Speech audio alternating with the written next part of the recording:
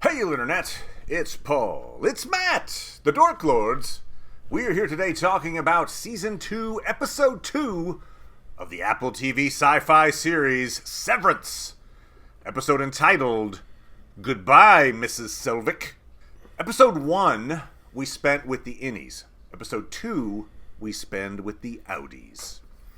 We open with Outie Mark returning to consciousness at his sister's gathering, moments after his innie shouted, "She's alive!" He seems to understand. Great Frankenstein impression there. Yeah, exactly. Fire bad. He seems understandably dazed, bewildered, and he notices that he's holding his wedding photo. We then cut to Helena later that night at Lumen. We see her touch her throat, probably making the connection behind Helly's suicide attempt, maybe as a connection to this outburst at the gala, saying that the innies were being tortured. Her dad, Papa Egan, comes into the room, stares her down furiously for a few seconds before calling her the worst thing you can call someone. A fetid muppet. Language! Oh, I'm sorry. We probably just got to, if we were monetized, we'd be demonetized right now. Okay. But that really actually should have been, it's a great title for the episode, frankly. Yes. Fetid muppet. But anyway. They had another one. They had another one. I will go out on a limb and say there is some dysfunction in that relationship. Just going to throw that out there. Whoa. Yeah, I know. Crazy. That's a theory craft. That's crazy time. We also get a new opening credit sequence, which we can talk about. We end with Mark finally confronting Mrs. Selvig. He's been looking for her all episode because he wants to know why the boss of his innie is his neighbor under an assumed name. Yes. She tries to leave in her car. He blocks the road. He tells her, like, he ate her crappy cookies. Which is great. But then he asks her if she knows something about Gemma. Her face gives away that she does. She then yells and drives ahead, forcing him to jump out of the way. Yes. All that said, Paul. Yes. What'd you think of Season 2, Episode 2? So, yeah, I think I was cautiously optimistic last episode, and now I'm firmly nestled in the warmth of their vision. Nice. So, I was, I took it too literally last week. I was, several months. Yeah, we thought maybe it in 5 months. It has not been 5 months. They acted fast. Lumen knows what they're doing. Yeah. And, and it's interesting, too, how they, in the last one, they talked about being able to visit people from the outside. Oh, right, yeah, okay. And it's this week when they suggested an independent group that would check in on them like they were prisoners of war or something. Yeah. And, of course, we haven't seen any of these enacted yet. So it's they're showing us more on the outside, and that was nice. I like that a lot. Yeah, I think it was, as you say, necessary. Kind of give us this this viewpoint from both of these worlds. Both worlds are important. Yeah. To elucidate in order for this story to really hit, which is great. Especially you gotta give credit to Zach Cherry, and the interview. It was great to see Adrian Martinez. I loved him in Focus, and he was great in this. Nice. Just for his little bit there, He's Dylan's doppelganger. Yes. It was great. Yes. Oh, but. Not would never ever do a severance procedure, Right. Never ever do that. No, that scene was awesome. I mean, I mentioned that Lumen acted quickly. Dylan acted quickly. I mean, he is fired, and the next day he's got an interview practically. Yeah. Great doors. Yeah, you can tell how much the responsibility of his family weighs on him. Yes, I think there's a clue in there, frankly. Do you? Yeah. So notice at the interview, his first question to the Great Doors doppelganger was about insurance. Yeah. Also, we notably hear his wife. We do not see his wife. Yeah. I think his wife has some kind of debilitating illness. Oh, and that's why he took the Severance gig, perhaps. Maybe Okay. Lumen offers really good health benefits. Okay. And so he's like, okay, yes, I'm in. I'm just that's a theory craft. I get it, but just throwing that out there that maybe when he ultimately gets to visit his family, we will maybe see that the wife has some kind of health issues or something that might have inspired him to take that gig. Anyway, just throwing that in there. Could be, I guess. It's interesting that he wouldn't mention that in the interview as a means to establish, please give me this job. But I guess perhaps if you like, please, I would be a drain on the finances. Right. Yeah, you know. There are reasons you might not mention that. Yeah. But the door prize joke was pretty good too. Like obviously, Doppelganger didn't appreciate the joke, but it was funny. Did not. Yes. Yeah, we have these big get-togethers and we have prizes. Oh, door prizes? Yes. Sorry. I'm sure it's also been mentioned many places. I'm sure you've heard that the show's creator did spend time in a door factory. Oh, I did not hear that. Okay. Yes. Wow. Okay. And, doors are relevant to the themes of the show, too. Oh, sure. Yes. What's on each side of the door. Yeah. Sure, of course. But no, that was excellent. Irv is also fired, and he has this bit where he goes to this payphone, which is further proof we're in an alternate universe. Payphones. Anyway, but he tells someone on the other end of the line that his innie got the message. Yeah. Which is true. And he has realized that based on this, thing. Now, we did not see the moment that he came back to Audi form. He's pounding on Bert's door. Right. And so we don't know what that interaction was like. And obviously it was interesting in some way because Bert is secretly stalking him at this point. Yeah, how would you assess his mood looking at Irving? He didn't look happy. No, he did not. I couldn't tell if he was crying or anything. His eyes looked. Oh, I see what you mean. In other words, does he love him on the outside? Is his Audi also in love with Irv? Is what you're suggesting? Yeah, or perhaps like similar to what Helly was suggesting to Mark, and that they had a relationship. Maybe they're always working together and falling in love. Right, yeah. One possible explanation is, okay, Audi Bert just retired for some reason. Right. I guess he chose to retire. So he's like, he was at Lumen, he's retired. There's this moment, let's assume that he figured out that this was an innie that came and knocked on his door. And so maybe he's trying to figure out, is there some weird association with his retirement, with this innie showing up all of a sudden? I don't know how that factors. We don't have a lot of information. Yeah. Yeah. You also then wonder who was Irv talking to. He wasn't talking to Bert. Well, he perhaps was leaving a message. Oh, you mean Bert drives back home and then there's a message on his phone. Oh, hey, it was Irv. Could be. I was thinking it might be the group, this Ragabi. Remember the reintegration folks, PD and Ragabi from season 1. I guess, but that seems weird that he wouldn't just be able to contact them. That hey, my innie got the message. I mean, I don't know. Okay. I mean, I guess if he was we know that Irving was trying to communicate with his innie through painting. Right. Yeah. And he knew about Bert's as well because he had Bert's was on a map, I believe, right?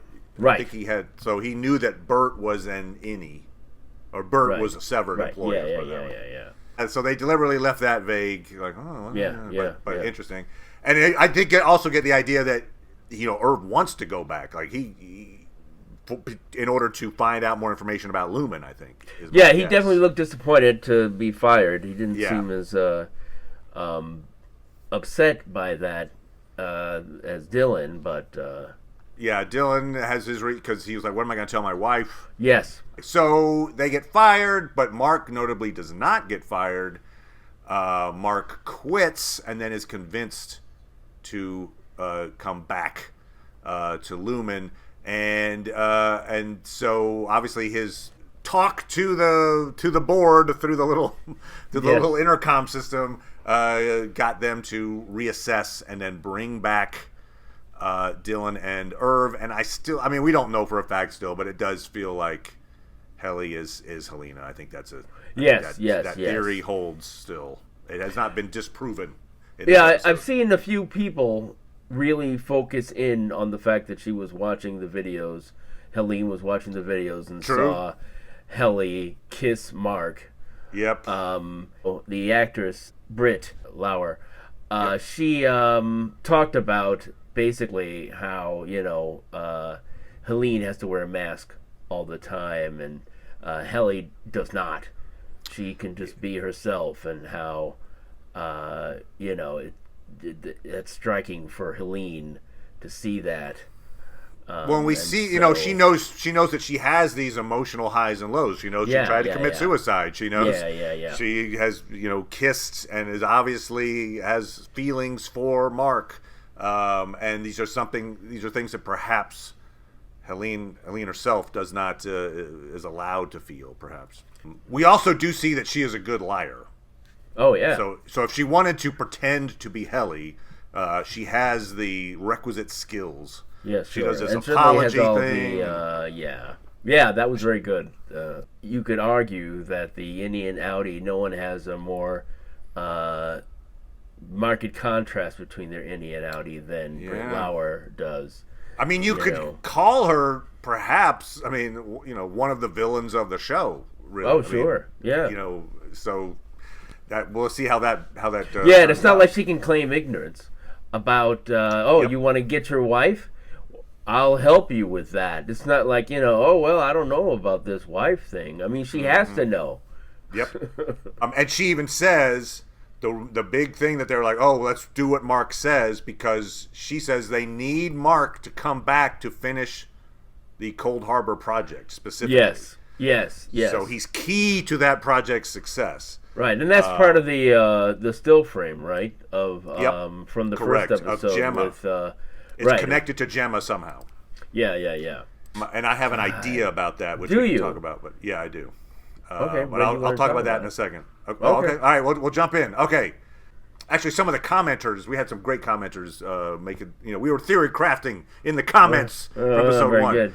Very good. So some folks think that Ms. Wong is a younger version of Gemma. I'm not really sold on that theory. Yeah. Okay. And then there was a general attempt to answer this question: how is Miss Casey the same woman who died in a car wreck? And Mark seems really convinced that she died. He's like, I was there, she died. So there were a lot of different versions of she's dead, but they reanimated her somehow, or there's a clone, or I'm going with the theory that she did not die, that she's in a coma. And Lumen's tech is keeping her alive in kind of a cold storage, maybe a cold heart. Maybe they have a bunch of coma folks. Interesting. And they can basically, their tech at the moment can basically animate her like a puppet, essentially, for some short periods of time. But Cold Harbor maybe is a project intended to retrieve her memories, thus reviving her. And that Mark is somehow critical to that because many of her memories are shared with him. And so maybe, anyway, just to say, I know we'll see. But just to say, maybe, that's, okay. Yeah. There's a lot of suppositions. Yeah, a lot of things that you would need to probably establish to make that feel more plausible. I mean, not that it's impossible, but it's like, okay, that would need to play out a little more, I would suspect. I was thinking that, for me, the whole thing about fooling him with a dead body doesn't seem as difficult to me. I feel like we've seen that plot many times. Oh, what? They just threw another body in there or whatever. Yeah. Like, okay, we we slowed her heart down until that's the technology we have, and we don't have to reanimate her. We just resuscitate her. Correct. And so she's not really dead. She's just seeming like the vitals have stopped, and she doesn't need to be dead.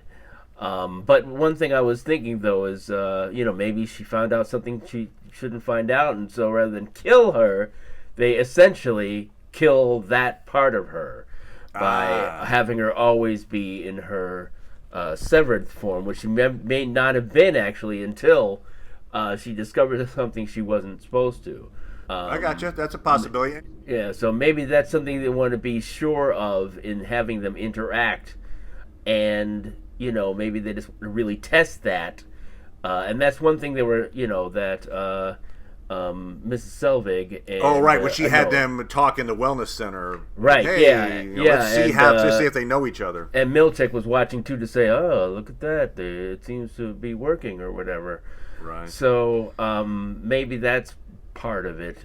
And it's good to remind, a good reminder that she is the one character, I believe, who doesn't have an Audi, as far as we know, right? Right. I mean, we know she doesn't. She does not exist outside of Lumen. Yeah, no, she said that. Yeah, that she's only existed for a certain period of time. And it occurred to me too, though. I was thinking like an analog to maybe Altered Carbon.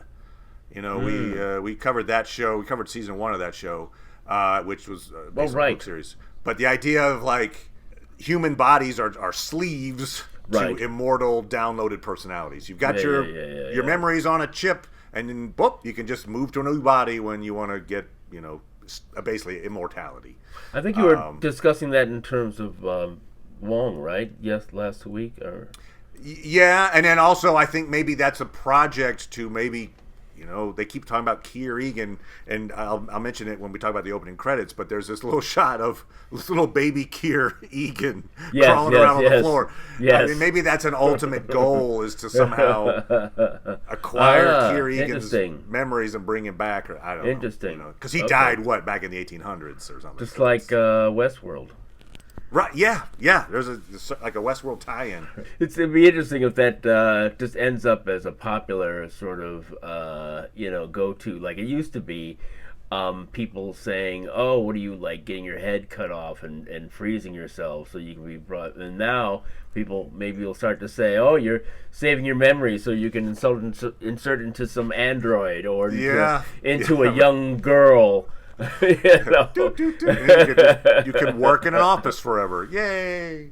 Yeah. I enjoyed watching Milchick try to, convince the various folks of what was. So when it came to Mark, he really pressed on the notion that his innie had feelings of his own and he has a separate life. And if you decide not to come back, he's dead. Essentially, is what he was throwing that on him, and I'm not sure if that was the deal breaker that made Mark decide to come back, because he obviously Gemma and what happened to her is more informative. But I think that's at least part of his reasoning. It was less in terms of his concern for his innie, but more for how he would ultimately get the kind of benefit he saw from having an innie, in that your innie's experiencing love and he's actually happy, and that he said something like it'll come back to you. It'll come back to you. Yeah. Like, you'll feel that eventually.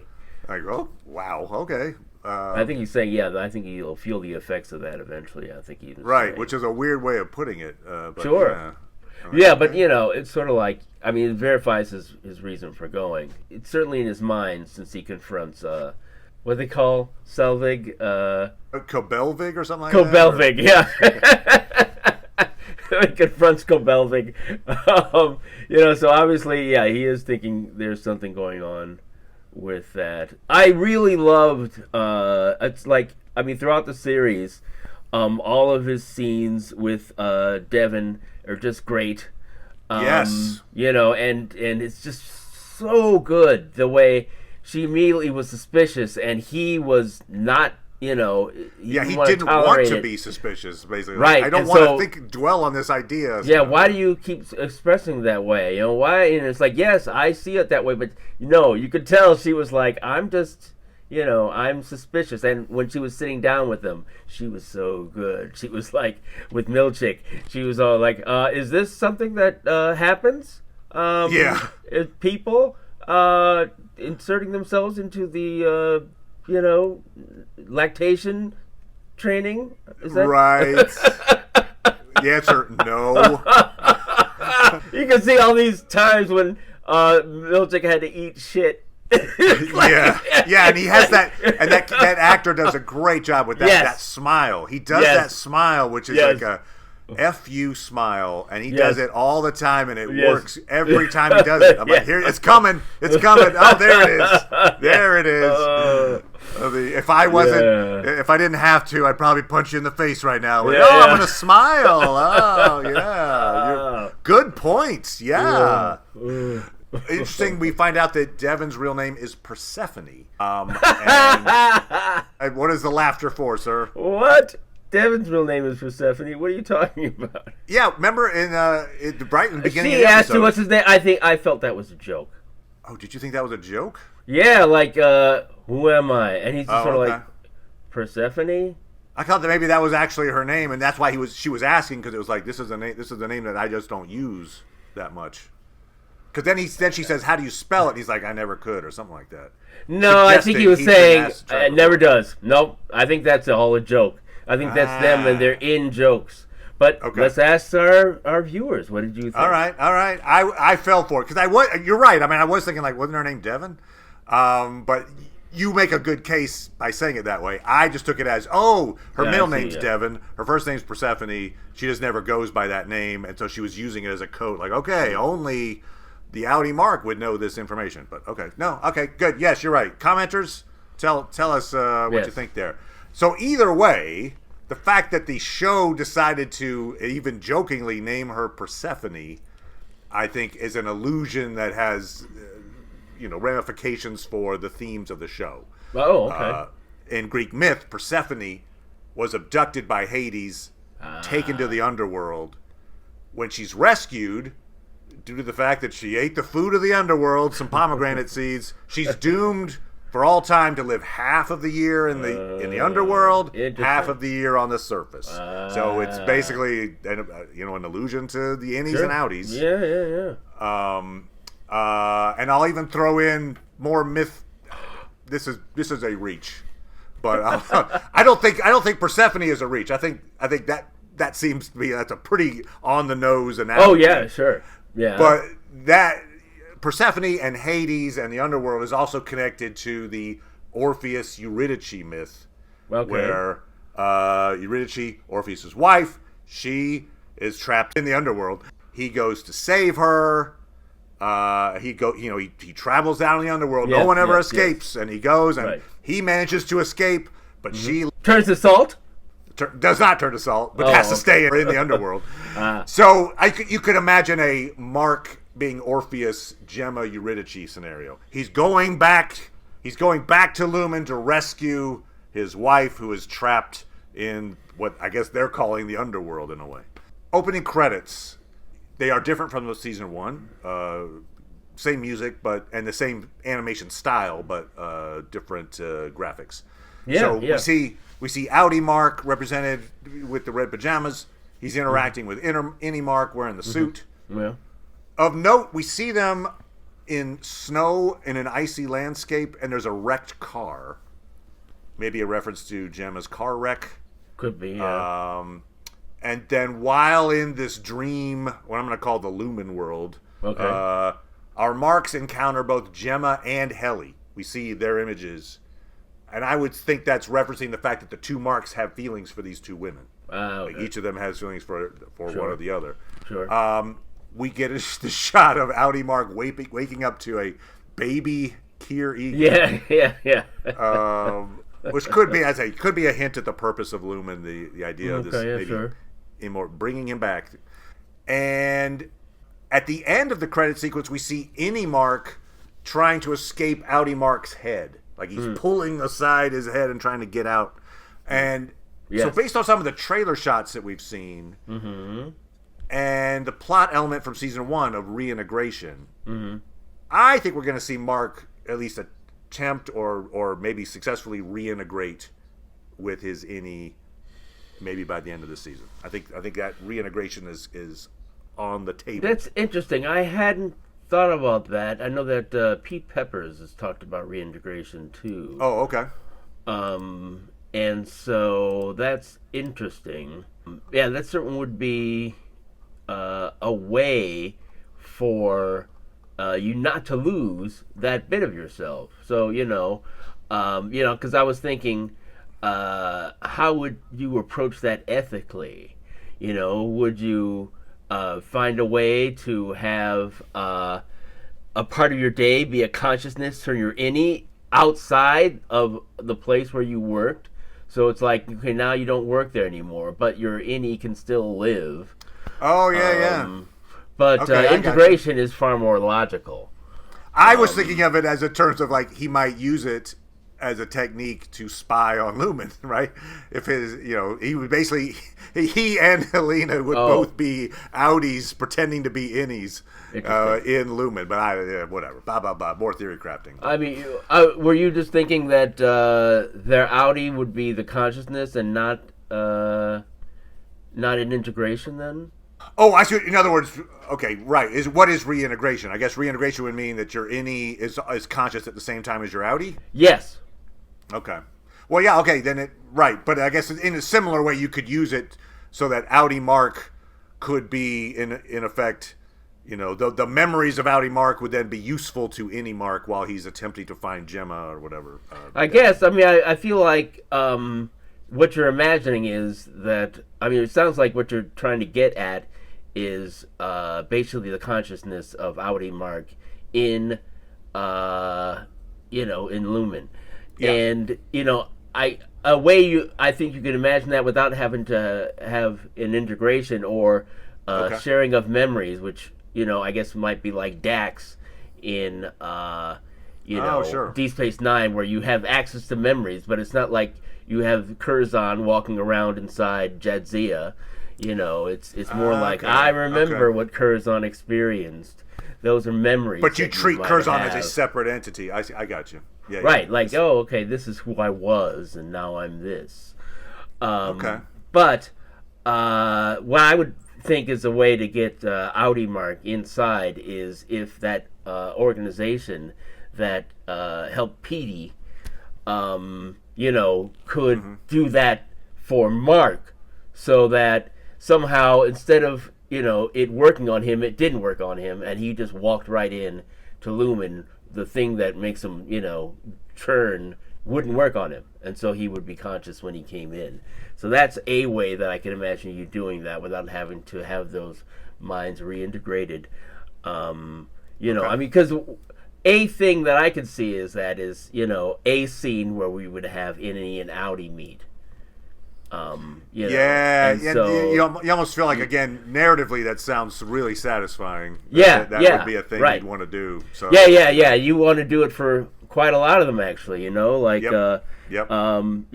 the Hellies, you'd love them to meet. Yes. Helly and Helene, and certainly it'd be nice to see Zach and Dylan and because the show has done a version of it where they remember in season 1 it was like the outies would record messages for the innies, right? But to actually have them in real time, talking interacting with each other. Yeah, I agree. They'll probably figure out a way to do that through, come up with the tech. It's easy enough to figure that out show wise to make that happen. Yeah, I agree. That would be really interesting to see. Yeah.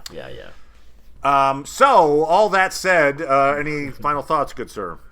No, I think we said quite a lot this time. Yeah. That's a show it's a show that demands your attention. It's like it really does.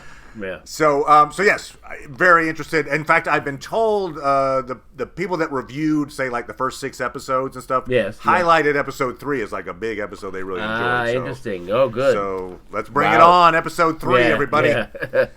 And put those comments. If more theory crafting, the better. Put them in the comments, and of course I'll respond. So thank you as always, Paul. Appreciate it, good sir. Oh, no problem. And we'll talk to everybody next time. Bye. Bye.